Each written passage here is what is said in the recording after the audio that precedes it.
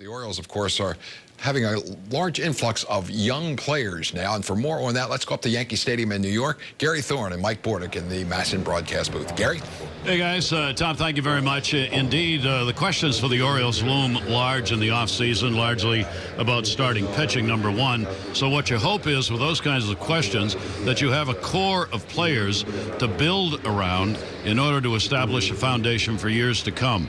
And these are probably, Mike, the names most talked about. Yeah, absolutely. Even though Manny Machado is going to be a free agent after the 2018 season, these names, Dylan Bundy, next year, the shackles are off. Bundy's ready to go, so he'll have a full year under his belt. And, you hope for 34 starts from Dylan Bundy. Castro, the name's been bounced around as being part of that rotation, but he had a very impressive year, showing some strong consistency. So all these guys, really, I think the impact players, Scope, Machado, and Mancini, these guys are here to stay. So you have a great foundation, and some of these younger guys that were calling up, Cisco, Hayes, and Tanner Scott just called up today. I mean, they're going to learn right now from these younger players as well. It's nice to see so many grouped together in that, lower 20s.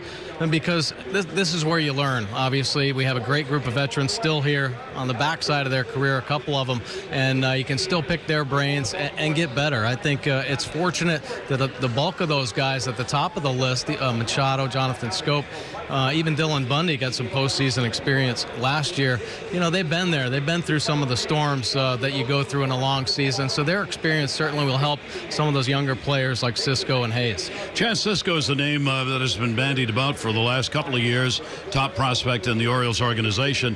It matters more than ever now because Castillo's got an option for next year. Mike and I were just talking about it. It's a player option.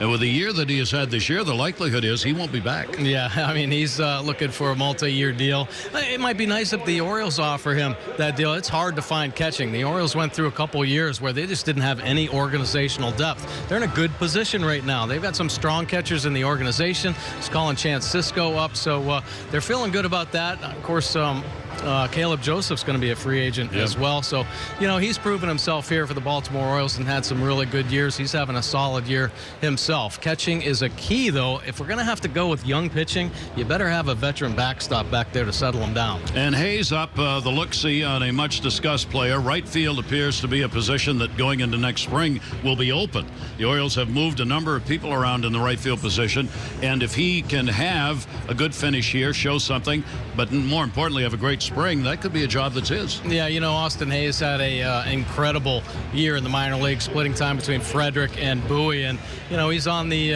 list as a minor league player of the year, certainly for the Orioles, but in all of minor league baseball, he's on the top 4 finalists. So, a slow start here at the major league level, and his first, 0 for 6, I think, in his at-bats, but he's getting part sparing time, playing time, excuse me. So a lot of nerves going on. I expect him to come back and have a strong spring training. He's a high-energy type player, and they're going to bring a lot of players in there in spring training. Santander, we didn't even mention, is only 22 years old, so he's going to make an impact too in spring training.